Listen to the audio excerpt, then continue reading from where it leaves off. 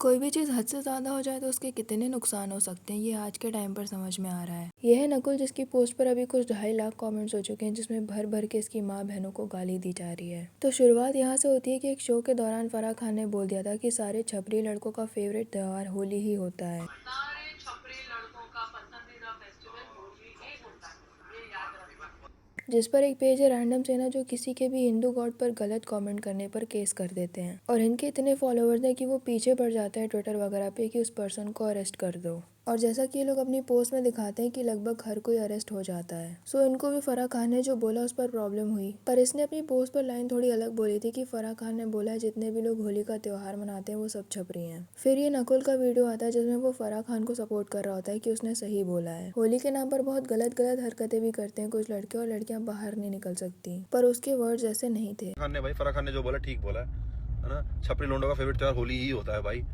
इससे अच्छा त्योहार क्या होगा? रंग लगाने के नाम पे दे रहे हैं, बुरा ना मानो होली है, ऊपर ऊपर से थोड़ी खोली है। तो इस पर भी रैंडम सेना ने पोस्ट किया कि ये एंटी हिंदू चीजें बोल रहा है, और अपने फॉलोअर्स को उसकी पोस्ट पर 100-200 गाली वाले कमेंट करने को बोला। करो 5 लाख कमेंट इस रजत लाल के मीठे की माँ रही है। ये माँ महीने से डैंक मीमर बन रहा है। हिंदू फेस्टिवल्स पे कोई बदनाम करता है, इसको मीठे की मैया।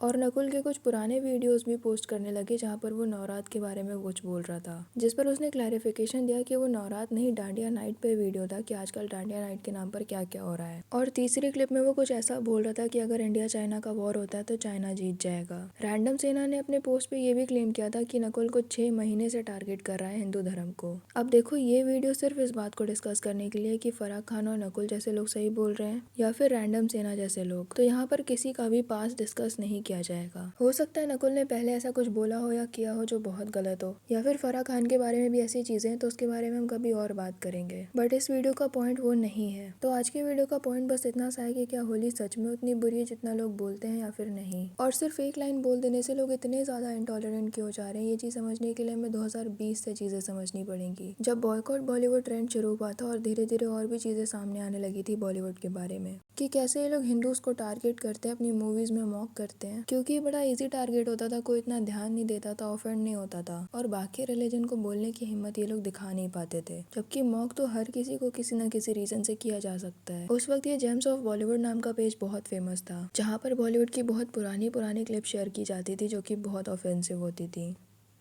जैसे एक क्लिप याद है जिसमें एक बूढ़े आदमी को शुगर छुपानी होती है तो वो रामायण फाड़कर उसमें छुपा देता है। अब इस सीन के लिए कोई भी और बुक या फिर कोई भी और चीज यूज की जा सकती थी। तो इस पेज ने ऐसी बहुत ही सारी क्लिप शेयर की हैं जो कि काफी डिस्कस्टिंग है, बट फॉर सम रीजन उस जमाने में कोई खास कंट्रोवर्सी हुई नहीं। फिर लोगों ने नोटिस किया कि ये पैटर्न फिल्मों तक नहीं, कॉमेडी शोज में भी हो रहा है। ये लोग दूसरे धर्मों के लोगों का मजाक उड़ाने की हिम्मत तो कभी कर भी लेते हैं, बट हिंदुओं के सीधे भगवानों पर जोक्स बनाते हैं। इन दोनों ही चीजों में बहुत फर्क होता है। फिर यही सेम पैटर्न टीवी एड्स में भी दिखा कि होली पर एड्स बन रहे हैं कि ये कितनी डेंजरस होती है, या फिर हर एड में ये दिखाया जाता था कि हिंदू लोग टॉलरेटिंग नहीं होते लेकिन बाकी लोग बहुत होते हैं। मतलब एक ही धर्म को टारगेट किया जा रहा था, जबकि दिखाना चाहें तो बुराई हर रिलीजन में दिखाई जा सकती है। उसके बाद एक और पैटर्न नोटिस किया गया कि हिंदू फेस्टिवल्स आने पर ऐसे पोस्ट आने लगते हैं जिससे आपको रिग्रेट होने लगता है कि ये क्या फेस्टिवल है अपने। जैसे होली है तो सेव वाटर, दिवाली है तो दुनिया का सारा प्रदूषण तो दिवाली वाले दिन ही होता है, और सारे एनिमल्स भी इसी दिन डर जाते हैं। नवरात्र में ये बोला जाता है कि जो लोग पूरे साल बार करते हैं वो 9 दिन देवी पूजन करेंगे,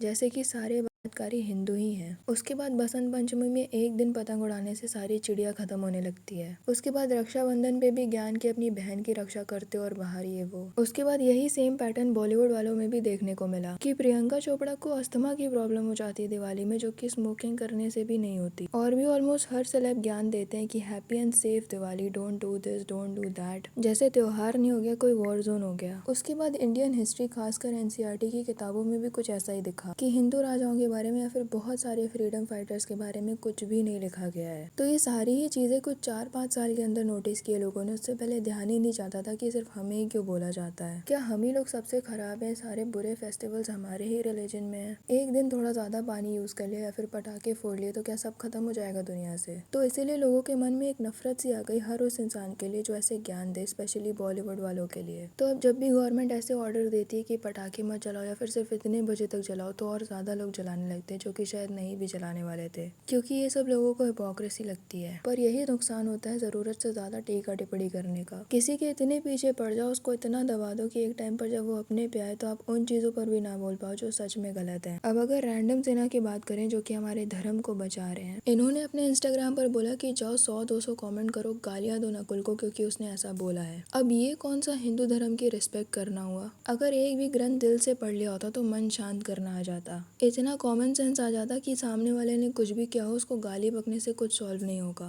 क्योंकि यहाँ पर तुम अपने रिलीजन को रिप्रेजेंट करने की कोशिश कर रहे हो। क्योंकि इतने ह्यूज नंबर पे लोग हैं जो इसकी बातें मानते हैं। अभी भी वो कमेंट सेक्शन देखो, अभी भी रिसेंट कमेंट्स आते जा रहे हैं। ये ऑनलाइन हरासमेंट नहीं है तो और क्या है? उसके कमेंट सेक्शन में लिख रहे हैं कि तेरी बहन के साथ ऐसा हुआ होगा तभी तूने ये बोला। पर तुम बिल्कुल सच बताओ, क्या इस दिन तुम अपने घर की औरतों को बाहर भेज सकते हो अकेले? लोगों के पास इतनी सी बुद्धि क्यों नहीं है कि कहीं नहीं लिखा है हमारे रिलीजियस स्क्रिप्चर्स पे कि जाकर लड़कियां छेड़ो होली के दिन। और अगर ऐसा कुछ लोग कर रहे हैं, बड़ी शान से रील्स बनाकर भेज रहे हैं, तो इसमें बदनामी हमारी ही हो रही है। लोगों को लग रहा है कि यही है इनका फेस्टिवल, पर नहीं, कुछ लोग इन्हीं को सपोर्ट कर रहे हैं जस्ट बिकॉज ये हमारे रिलीजन के हैं। अब ये जो भी करे इनको डिफेंड करते रहो, और अगर कोई कुछ बोल दे तो उसको एंटी हिंदू बोल दो, या फिर बोलो कि मुस्लिम्स को क्यों नहीं बोल रहे तुम। तो देखो, मान लिया बॉलीवुड में दोगलापन है, पॉलिटिक्स में दोगलापन है, बट अगर आम लोगों की बात की जाए तो इतनी सीधी तो कोई कम्युनिटी नहीं है अपनी इंडिया में जो चुप रहती हो। मुस्लिम औरतों को कौन बोलता है टेंट और पेंगुइन, या फिर बकरीद में कौन बोलता है वाटर पोल्यूशन हो रहा है। ये एक क्रिश्चियन पेज है जहाँ पर ये लोग यशु के गाने गाते हैं और कुछ भी नहीं बोलते किसी और के बारे में, पर इनका पूरा कमेंट सेक्शन हिंदुओं से भरा हुआ है। और ऐसा हर रिलीजियस पोस्ट में होता है, कोई ना कोई दूसरे धर्म का चला ही आता है। So as I said, religion में तो अच्छी अच्छी चीजें ही लिखी है, बट कुछ चीजें जो कल्चर में है, चाहे वो 500 साल पुरानी हो या फिर 1000 साल पुरानी, चेंज हो जानी चाहिए। जैसे कि अभी काफी सारे वीडियो सामने आ रहे हैं जिसमें हरासमेंट हो रही है, जिसको सिर्फ ये बोलकर इग्नोर नहीं किया जा सकता कि हमें इतने सालों तक टारगेट किया गया, मुसलमानों को कुछ नहीं बोला गया, और अगर किसी ने बोल दिया तो वो एंटी हिंदू हो जाता है। अब जब यही हरकतें बाहर से आए लोगों के साथ होती है और इंटरनेशनल न्यूज बनती है तो पूरे इंडिया की बदनामी होती है। उन लोगों को बोलने का मौका मिलता है कि यहाँ तो बिल्कुल सेफ नहीं है, यहाँ जाने की गलती मत करना, और फिर कुछ लोग बोलेंगे कि वो गए ही क्यों ऐसी जगह। वक्त ये भी नहीं देखते कि आंखों में रंग जा रहा है,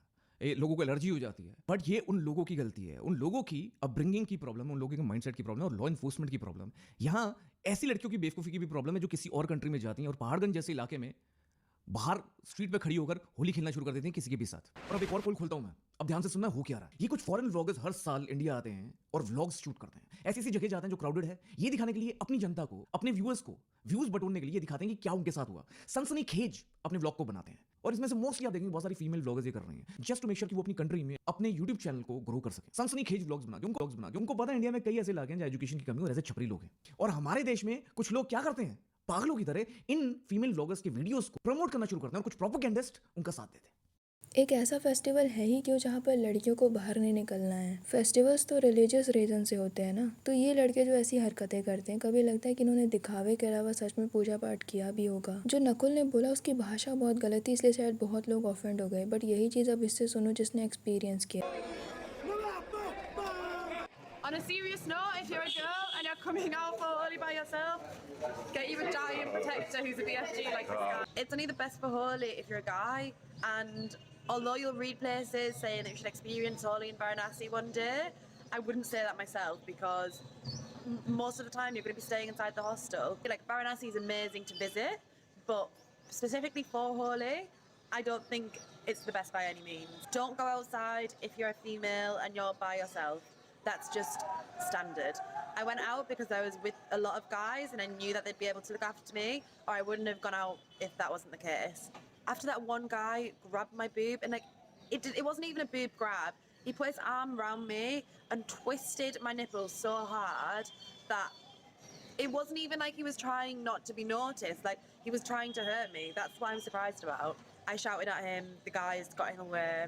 And then after that, the guys really surrounded me, really protected me. And I only had one other guy who grabbed my boob. I shouldn't even be saying one. It was only one other guy because one is too many. But, so yeah, I've had an amazing day with my friends apart from that incident. इस reporter ने बस इतना बोला कि consent ले लिया करो colour लगाने से पहले। एक सेकंड, आपने अभी तक रंग लगाने से पहले किसी से पूछा है? नहीं मैम। आपको नहीं लगता कि एक बार पूछ लेना चाहिए कि होली पे आपके रंग लगा दें क्या? ये प्रेम का त्योहार है, इसमें पूछने की जरूरत ही नहीं है। तो आपको पता है कि बहुत सारी लड़कियां जो यहाँ पे इस रंग को देखने आई होंगी, वो असहज हो सकती हैं इससे। ये प्रेम की होली है। यहाँ पे हर बार इस बार नहीं, हर बार से यही होता है। ये पारंपरिक है और सबको कलर लगा सकते हैं। हैप्पी होली। और कुछ लोग इस पर भी ऑफेंड हो गए, आर वर्ड यूज हो रहा है इसके लिए कि ये वहाँ पर गई ही क्यों। हैदराबाद की गवर्नमेंट ने बोल दिया कि अनजान लोगों पर कलर नहीं फेंकना। ये बात लोगों को तालिबान जैसी लग रही है। अब जरूरी तो नहीं है ना कि हर इंसान जो उस दिन बाहर निकला वो कलर खेलने के लिए ही निकला हो या फिर हर इंसान के साथ खेलने में कंफर्टेबल हो। अगर पार्क में बैठे कपल्स को इतनी शिद्दत से हटाया जाता है कि इससे हमारा कल्चर खराब हो रहा है, तो इस चीज से कैसे नहीं खराब हो रहा है हमारा कल्चर। रिया चक्रवर्ती ने एक टी शर्ट पहनी थी जिसमें लिखा था कंसेंट लेना जरूरी है कलर लगाने से पहले, और इस पर भी ऑफेंड हो गए लोग कि ये कैसे बोल सकती है। अच्छा, ये सब होने के पीछे एक बड़ा रीजन बॉलीवुड मूवीज भी है जहाँ पर ऐसे गाने बनाए जाते हैं।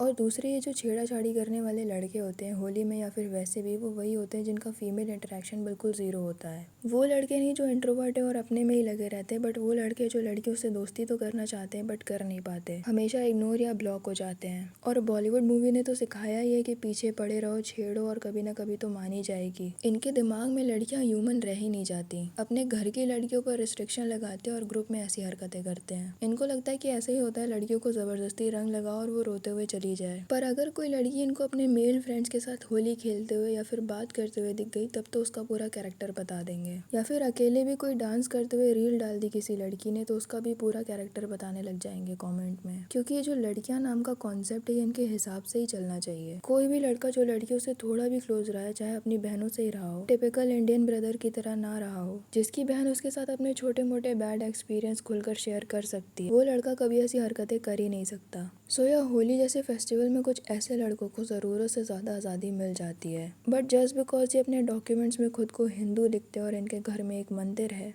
भले ही इन्होंने कभी गीता हाथ में पकड़कर देखी तक ना हो, इसका मतलब ये नहीं है कि हम इनकी आवारगी डिफेंड करने बैठ जाएंगे, वो भी दूसरों को गाली बक के। क्योंकि इनको लगता है सारी जिम्मेदारी इन्हीं की है, गालियां बक बक के बचा रहे हैं ऐसे रिलीजन को जहाँ पर हर चीज़ कर्म पे डिपेंड करती है। फिर ऐसी हरकतों की वजह से नर्क में पटके जाएंगे ये सारे वॉरियर्स। कभी ये हरकतें अपने घर में बता के देखना या फिर किसी संत के सामने बोलना कि कोई हमारे बारे में ऐसा बोल रहा था तो हमने उसे लाखों बार माँ बहन की गालियां बक दी, या फिर लड़की बोल रही थी कि हमसे पूछ कर रंग लगाया करो तो हमने उसे आर वर्ड बोल दिया। फिर देखो वो कितने प्राउड होते हैं तुम पे। कोई ज्ञान नहीं दे रहा है कि केमिकल का कलर है या फिर पानी वेस्ट मत करो, बस इतनी सी बात बोली जा रही है कि किसी को बिना पूछे कलर मत लगाओ। हर कंट्री अपने फेस्टिवल्स को टूरिस्ट अट्रैक्शन बनाने की कोशिश करती है, तो यहाँ के लोग ऐसा क्यों नहीं सोचते। क्या लगता है आपको इस बारे में? कमेंट सेक्शन में जरूर बताना। वीडियो पसंद आई हो तो लाइक कर देना और ऐसी और वीडियोस के लिए चैनल को सब्सक्राइब कर देना।